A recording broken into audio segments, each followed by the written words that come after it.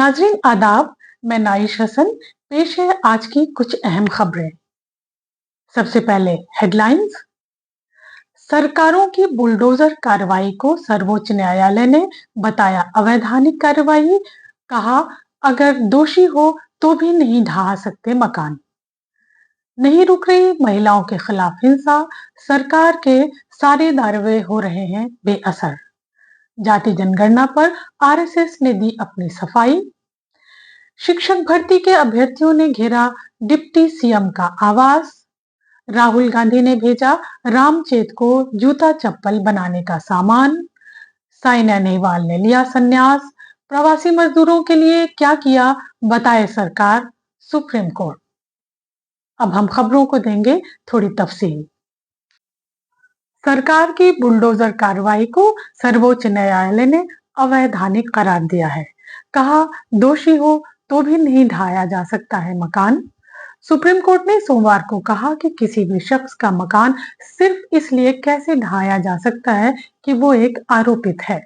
अगर कोई दोषी भी हो तो भी ऐसी कार्रवाई नहीं की जा सकती है। अदालत का कहना है कि वो इस मुद्दे पर पूरे देश के लिए एक गाइडलाइन जारी करेगी। जस्टिस बी आर गवई और जस्टिस विश्वनाथन की डिवीजन बेंच ने कहा कि अवैध निर्माण को सुरक्षा नहीं है, लेकिन अगर कोई अवैध निर्माण है तो भी उसे ढहाने की कार्रवाई एक नियम के तहत ही की जा सकती है, जो कोई कुछ भी कानून में है। जस्टिस विश्वनाथन ने कहा कि हो सकता है कि बेटा आरोपित हो तो इस आधार पर घर को ढहाया नहीं जा सकता है। इसके बाद यूपी सरकार ने अपना पक्ष रखा। यूपी सरकार की ओर से सॉलिसिटर जनरल तुषार मेहता ने कहा कि राज्य सरकार का स्टैंड इस मामले में बिल्कुल साफ है। आरोपित होने भर से ध्वस्तीकरण की कार्यवाही हम नहीं कर सकते। अदालत ने कहा कि कोर्ट को युद्ध का मैदान नहीं बनाया जा सकता। जिस दौरान कोर्ट में बुलडोजर मामले की सुनवाई हो रही थी, वकीलों में आपसी नोकझोंक होने लगी। इस पर अदालत ने नाराजगी जाहिर करते हुए कहा कि ये कोर्ट है, कोई युद्ध का मैदान नहीं। आपको वाज़ेह हो कि कोर्ट इस वक्त जमीयतुल उलमाए हिंद की अर्जी पर सुनवाई कर रहा है, जिसमें आरोप लगाया गया है कि बीजेपी शासित राज्यों में मुसलमानों को निशाना बनाया जा रहा है। अब इस केस की अगली सुनवाई 17 सितंबर को होगी। मध्य प्रदेश के मोहम्मद हुसैन और राजस्थान के राशिद खान भी बुलडोजर मुद्दे पर अदालत में याचिका करता है। नहीं रुक रही है महिलाओं के खिलाफ हिंसा। सरकार के सारे दावे हो रहे हैं बेअसर। फिल्म में काम दिलाने के बहाने किया गैंगरेप। खबरों के मुताबिक एक नौजवान लड़की जो रील बनाने और मॉडलिंग का काम करती थी, उसे फिल्म में काम दिलाने का झांसा देकर 3 लड़कों ने लखनऊ के चिन्हट इलाके में गैंगरेप किया। विरोध करने पर उसके साथ मारपीट भी की गई। युवती का आरोप है कि उसे बेहोशी की दवा देकर पहले चलती स्कॉर्पियो में रेप किया गया, उसके बाद होटल में ले जाकर भी उसके साथ रेप किया गया। इस मामले में विपिन सिंह, हिमांशु सिंह और विनाम सिंह आरोपित है। उनके खिलाफ एफआईआर दर्ज कर ली गई है। जाति जनगणना पर आरएसएस ने दी अपनी सफाई। आरएसएस ने जाति जनगणना के सवाल पर कहा कि उसे जाति जनगणना से कोई आपत्ति नहीं है, बशर्ते उस जानकारी का इस्तेमाल कल्याण के लिए किया जाए।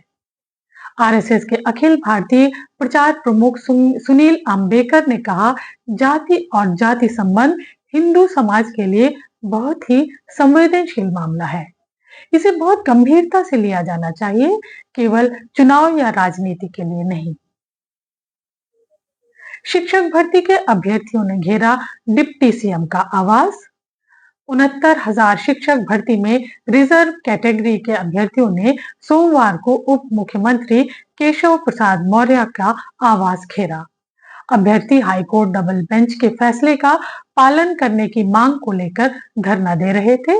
धरना प्रदर्शन का नेतृत्व कर रहे थे अमरेंद्र पटेल ने बताया कि वर्ष 2018 में भर्ती प्रक्रिया शुरू हुई थी। परिणाम में आरक्षित वर्ग के अभ्यर्थियों के साथ अन्याय करते हुए उन्हें नौकरी से वंचित कर दिया गया था। राहुल गांधी ने रामचेत को जूता चप्पल बनाने का सामान भेजा। राहुल गांधी ने सुल्तानपुर के कूड़े भाट क्षेत्र के मोची रामचेत को जूता चप्पल बनाने का सामान भेजा है। आपको याद होगा 26 जुलाई को मानहानि के एक मामले में राहुल गांधी सुल्तानपुर अदालत में थे। पेशी से लौटते वक्त वो एक गुमटी में रुक गए। इस दौरान राहुल ने रामचेत से जूते की मरम्मत के बारे में काफी बातचीत की। इसका वीडियो सोशल मीडिया पर खूब वायरल हुआ था। बाद में राहुल ने रामचेत के लिए सिलाई मशीन भी भेजी थी। रामचेत ने एक जूता बनाकर जब राहुल गांधी को भेजा तो राहुल गांधी ने उसे पहनकर अपनी फोटो सोशल मीडिया पर डाली थी, जो बहुत वायरल हुई थी। अब एक बार फिर रामचेत को सिलाई मशीन का और कुछ सामान भी राहुल गांधी ने भेजा है। साइना नेहवाल ने लिया संन्यास। भारत की ओलंपिक प्लेयर साइना नेहवाल ने बैडमिंटन से संन्यास ले लिया है। उन्होंने बताया कि वो आर्थराइटिस से जूझ रही हैं। उन्हें इस बीमारी के कारण रोज प्रैक्टिस करने में बहुत परेशानियों का सामना करना पड़ता है। साइना ने 2012 में लंदन में ब्रॉन्ज मेडल जीता था। वो बैडमिंटन में ब्रॉन्ज जीतने वाली पहली महिला थी। प्रवासी मजदूरों के लिए क्या किया, बताए सरकार, ये कहना है सुप्रीम कोर्ट का। सुप्रीम कोर्ट ने सोमवार को केंद्र सरकार से कहा कि वह माइग्रेंट लेबर वेलफेयर मामले में शीर्ष अदालत के 2021 के फैसले पर अमल के बारे में डिटेल हलफनामा दायर करे। सुप्रीम कोर्ट ने 19 जून 2021 को कई आदेश पारित किए थे, जिसमें उन्हें राशन कार्ड और अन्य वेलफेयर स्कीम का लाभ देने को कहा गया था। कोविड के समय माइग्रेंट लेबर के वेलफेयर और राशन आदि की जिम्मेदारी को सुप्रीम कोर्ट ने पर आदेश दिया था। सुप्रीम कोर्ट के जस्टिस सी.टी. रवि कुमार की अगुवाई वाली बेंच ने 3 हफ्ते के भीतर अदालत को आदेश को अमल करने का हलफनामा देने के लिए सरकार को कहा है। तो ये थी आज की कुछ अहम खबरें। अब कल हम आपके सामने फिर मौजूद होंगे। तब तक के लिए इजाजत दीजिए। आपसे गुजारिश है कि आप हमारे चैनल को लाइक, सब्सक्राइब और शेयर करें। हमारा हौसला बढ़ेगा। शब बखैर, नमस्कार।